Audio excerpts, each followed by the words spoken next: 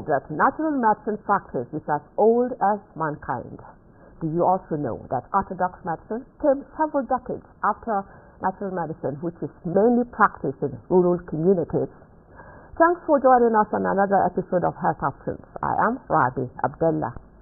In Nigeria today and across the world, both natural and orthodox medicine are practiced side by side. Natural medicine knowledge, with its associated bioresources, is a strategic factor for the overall development of any country, starting from the natural improvement of health, stimulation of small and medium-scale agro-business, small-scale product industries, enhanced raw materials, and of feedstock to the global knowledge economy in research and product economy. The needed clinical research data to validate traditional medicine knowledge, products and technology necessary to transform these resources into innovative, commercially viable products with wide acceptance by clinicians and the public is a task that needs to be achieved. What are the other challenges impeding the development of the sector? Join us for answers to these and more as we peep into the world of Nigeria's natural medicine space, which I would like to refer to as the green gold. You will get to meet my guest, the brand new Director General, Nigerian Natural Medicine Development Agency, Professor Martin Emeje, shortly.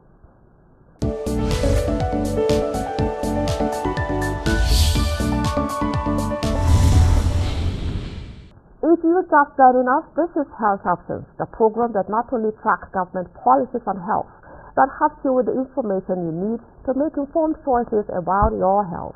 The conversation is around repositioning the nation's natural medicine space. My guest, like I said earlier on, is the brand new Director General, Nigerian Natural Medicine Development Agency, Professor Martin Emeje, the man whose appointment many describe as a round peg in a round hole. And even I concur. Welcome to Health Options, Prof. Glad to have you join us. Thank you. It's my pleasure to be here again. Okay, so let's start with the basic now. Natural medicine. We know at the mention of natural medicine, what really comes to mind is nature, plants, and all of that. So let's start from that. So that shows that right from history, it's as old as mankind, like I said in my opening. Let's take it from there and why it should be a priority for any country. Okay, thank you for that question. I'm always glad to talk about natural medicine because everything about us is nature. When man decides to abuse nature, when man decides thought that he knows more than nature, man began to suffer the problems that are associated with thinking you know what you don't know. For me, natural medicine is undisputably what we should all be talking about because the beginning of the world, everything has been, and nature has been nature. Mm-hmm. So medicine, just like life, as life came in, medicine also came with life. So if you look at, even before man was created, there were already bioresources, there were already plants, and the things that make up nature, the medicinal, plants that we have today.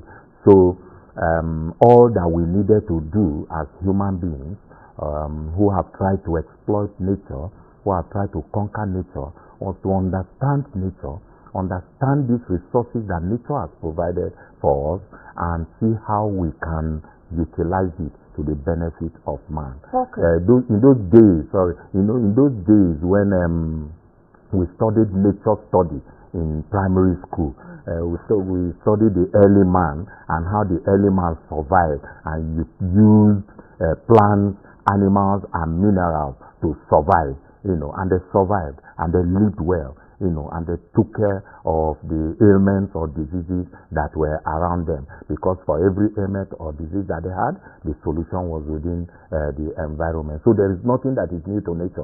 Actually, there's nothing that is new to nature. If you can't get something from nature, it is because of the limitations of your own knowledge. It has nothing to do with the faults nature. Okay, something you mentioned earlier on about effective utilization of these natural resources, talking about plants now. I know that medicine sufficiency is a security issue for any country. Let's cast our mind back to the the peak of the COVID era when some countries suffered vaccine nationalism. And it's on that basis I want to ask, the likes of India, the Asian countries, have really, tapped into these resources and maximizing the benefit and all of that. And we know Africa being it's a continent of the tropics, and we know that we're blessed with various species of these natural plants. What is the limitation for a country such as Nigeria? Okay, so let's look at this limitation from different perspectives and angles. Many will rush to say that our limitation is funding. Funding is key, but for me, that's not the starting point. There's something I call raw pride. For me, what is raw pride? Raw pride is thinking you know what you don't know. We suffer from. I believe that in this part of the world, we have suffered a lot from colonial mentality. This mentality of thinking that you are not good enough, you can't do it, and that until it comes from those countries, then it's not good enough. I believe it's a huge factor. It's a major problem. It's not peculiar to the health sector or this area, but it is, for me, one of the things we must put our finger on in order to eliminate as soon as possible. And it's one of the things we are going to drive at my agency immediately. What do I mean? You see, most of us who are leaders in our country or in the continent today are people who survived from use of natural medicines. Why? Because the people in our rural communities, right, they use nature. They have the knowledge of the use of plants, animals, and minerals to take care of their health problems. So those of us who have gone out, who are educated, who have been trained, and by taxpayers' money, because I always tell people, if you studied in this country, you should know whatever course you studied, you were actually subsidized, because education is highly subsidized in this country. You owe this country something, that is, utilization of your knowledge and skills, applying it to ensure, for us in health research and development, that this natural or traditional medicine which you use, we present them in better way. What do you mean by better way? In forms that are now more stable, more effective, more durable, and for us in the pharmaceutical sector, more presentable. Such that, and then, in a way that even our own people, our brothers and sisters, our parents, who have knowledge of this, who exploit these resources, can now begin to benefit from it financially. Because if you go to our rural communities, our traditional medical practitioners, for example, who take care of the ailments in the society, they don't get anything.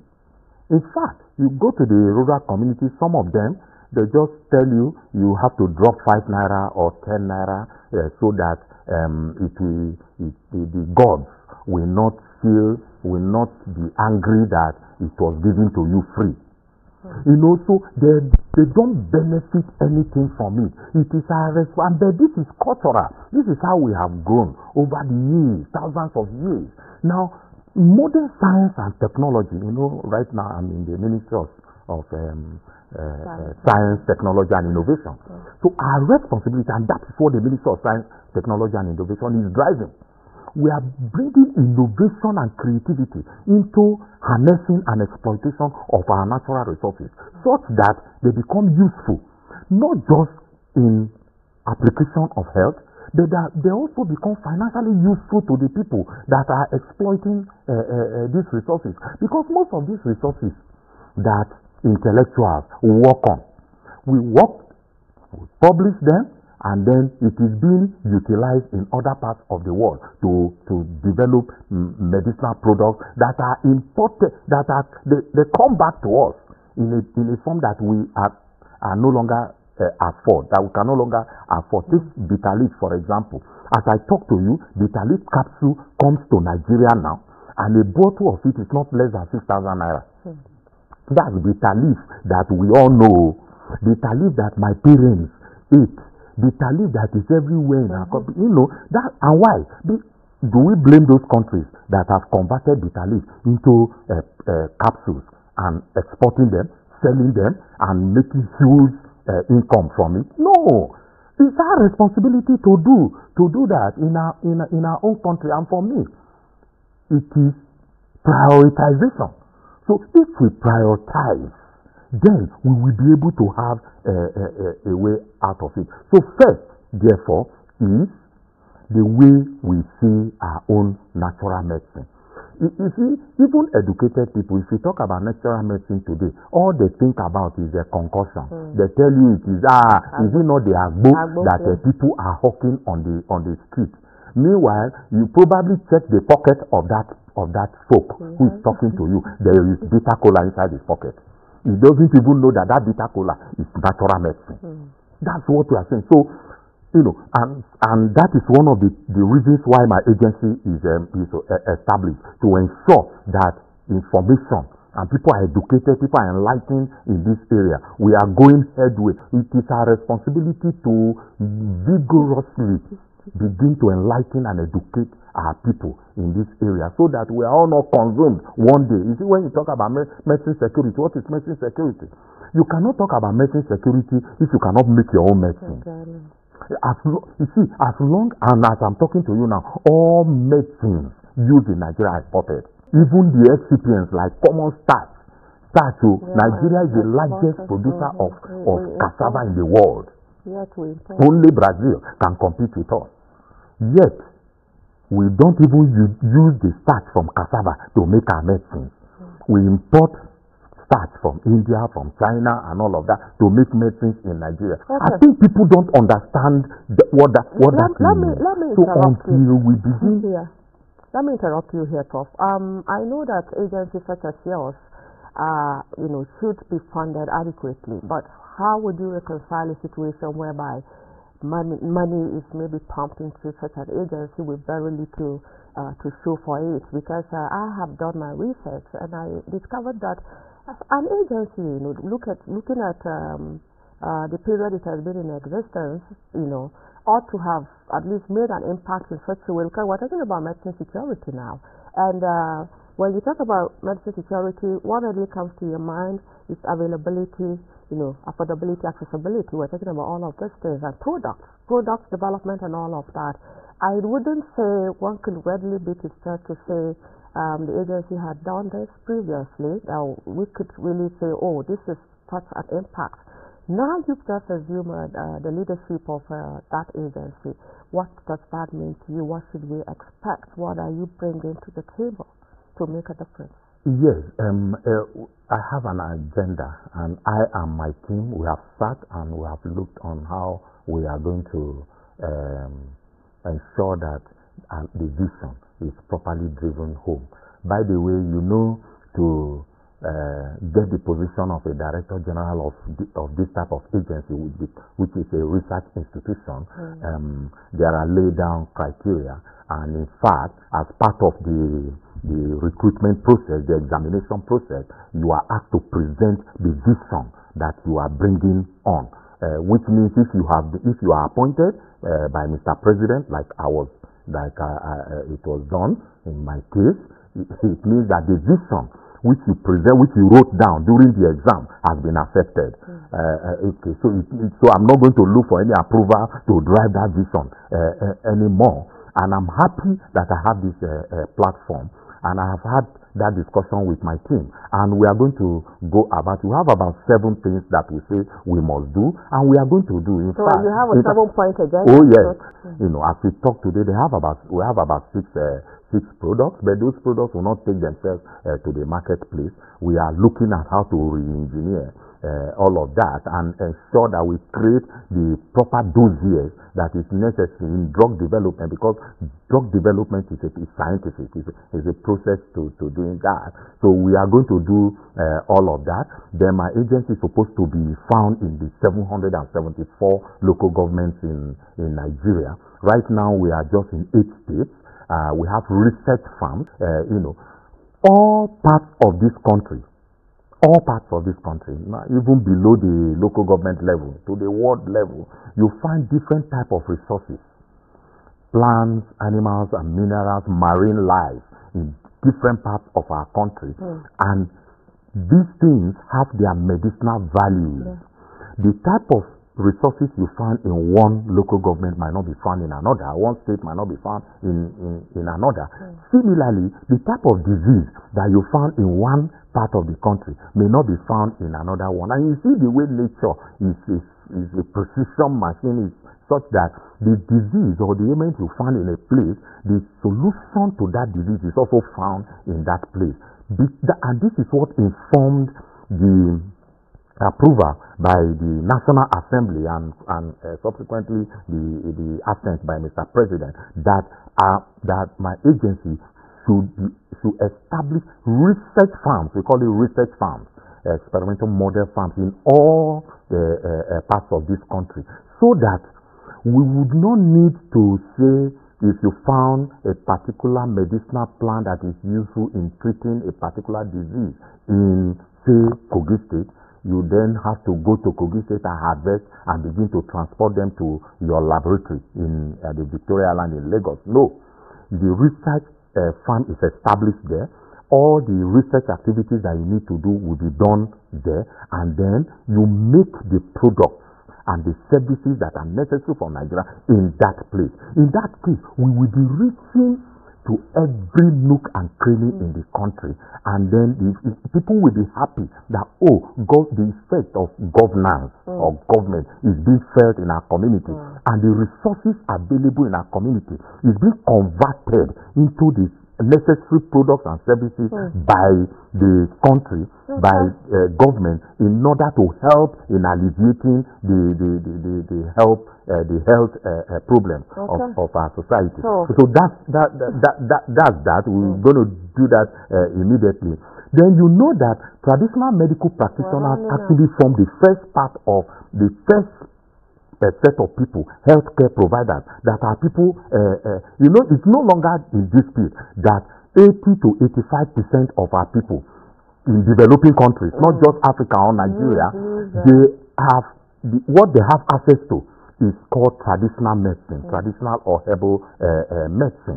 Which means the 15%, the other 15% are the people that have access to what people call orthodox medicine. Some people call it conventional medicine, but for me it's not conventional. Because if conventional is normal, it means that traditional herbal medicine is the convention, is the normal for us, and not the so that's what they have access to. I must stop you at this juncture. I know that they are complementary, they need each other, they operate side by side, and the general public needs the services, the healings from both orthodox and the natural medicine in our domain. And it's on this note I'd like to thank you. I know that, I said, when you put a round peg in a round hole, what do you expect? You still expect results. So Nigerians look forward to see you making a difference. Thank you so much, Professor Martin Semeje, Director General, Nigerian Natural Medicine Development Agency, for coming on Health Options.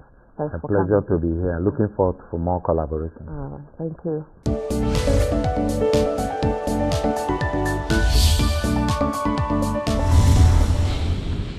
The micronutrients are the vitamins and the minerals. Now let's go back to nature.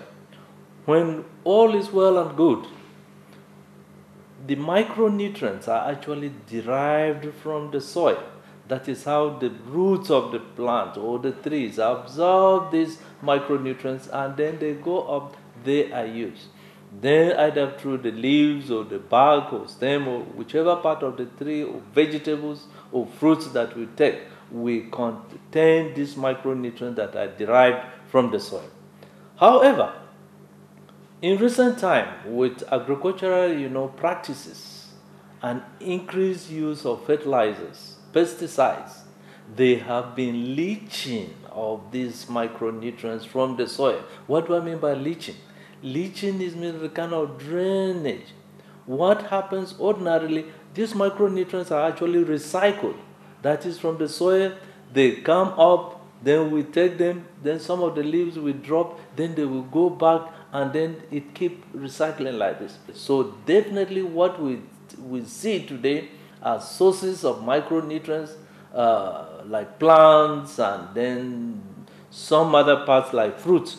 They no longer contain the same concentration of micronutrients as it used to be. Studies have been done in the United States where they monitor the micronutrient levels in certain plants like cabbage or tomatoes over 50 years.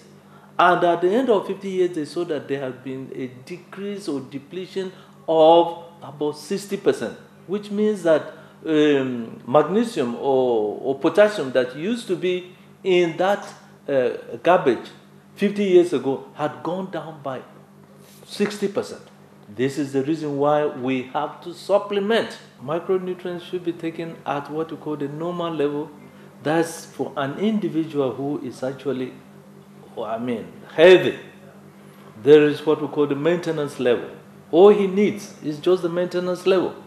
However, in disease state, these levels of micronutrients, what they call the daily average requirement, normally goes down or is get depleted by 100-fold. The best way of getting vitamin D is from the sunlight. That's if you stay in the sun and then receive the sunlight. It is usually suggested that from 10 a.m. to 11 a.m. So during those hours, if you stay outside the sun, your body is unable to manufacture enough vitamin D.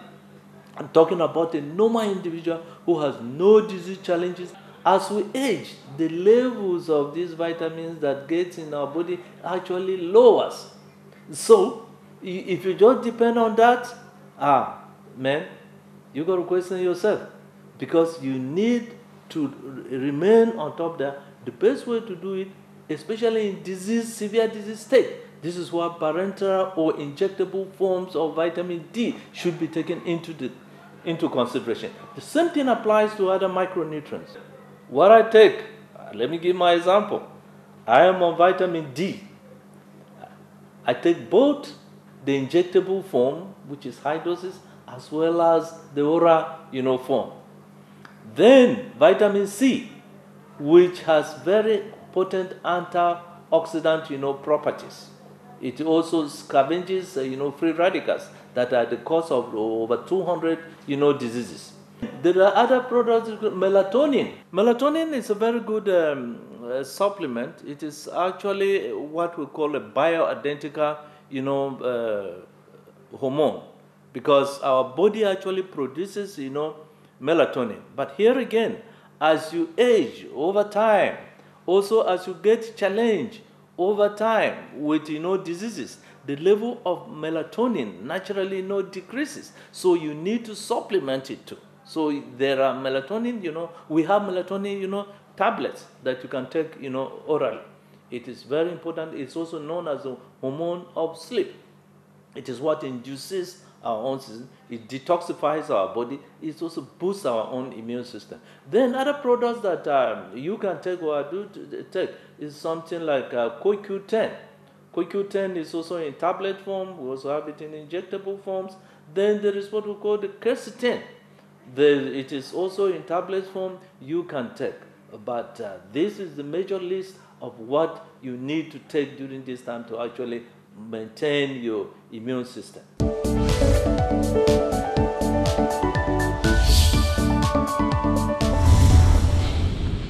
This is where we end this episode of the program. A quick reminder that you can go to our YouTube channel to watch this and previous episodes. I am Swadi Abdullah. Thanks for watching. See you next time. Do stay safe.